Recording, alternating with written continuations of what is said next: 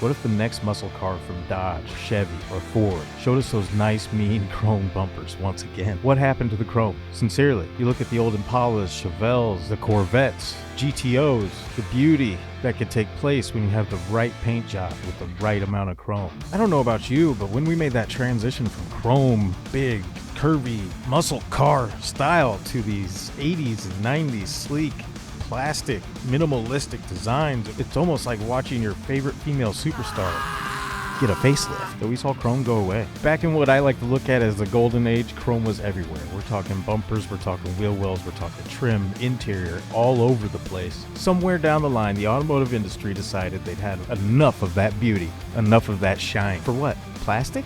Fiberglass? Just rounded corners with no chrome accents? Now don't get me wrong, there have been a lot of beautiful cars made since that golden era, with a sincere lack of chrome. I just don't know why the automotive world was so content with taking the soul out of the muscle car.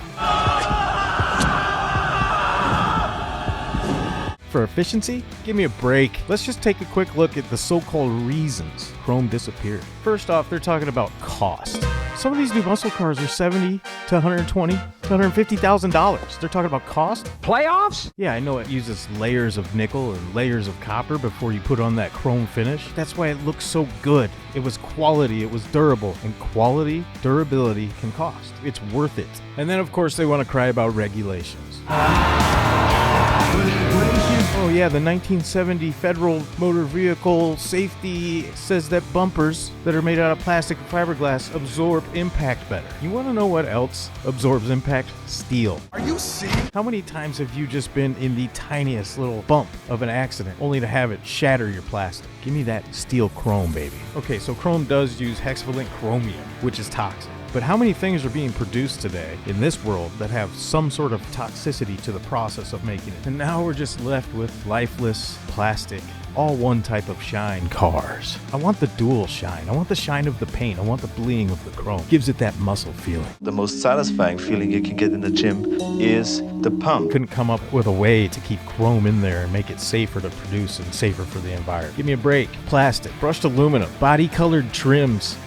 Thank you, and good night. Where's the character? Where's the style? Where's the personality? Now, a lot of the cars just look the same. It seems like we're just seeing cookie cutters and mostly SUVs. A lot of people will tell you that it's just changing tastes. People want sleek, simplistic, modern-looking vehicles. Okay, that's fine, but you can still make a muscle car that lets everybody know that it's arrived on the scene by being big, bright, shiny, chrome, and loud. On chrome pipes. This is a plea to the American muscle car manufacturers to give us a throwback to a classic with some chrome. Look, I get it. Times change. That doesn't mean we have to throw out some of the things that made American muscle cars great. Like they have a Mustang SUV. The new Dodge Charger is going to be an SUV.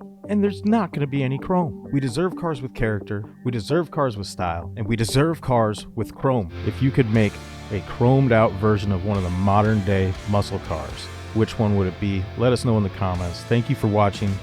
See you next time. Let's say you train your biceps. Blood is rushing into your muscles, and that's what we call the pump. Your muscles get a really tight feeling, like your skin is going to explode any minute. You know, it's really tight. It's like somebody blowing air into your muscle. It just blows up, and it feels different. It feels fantastic.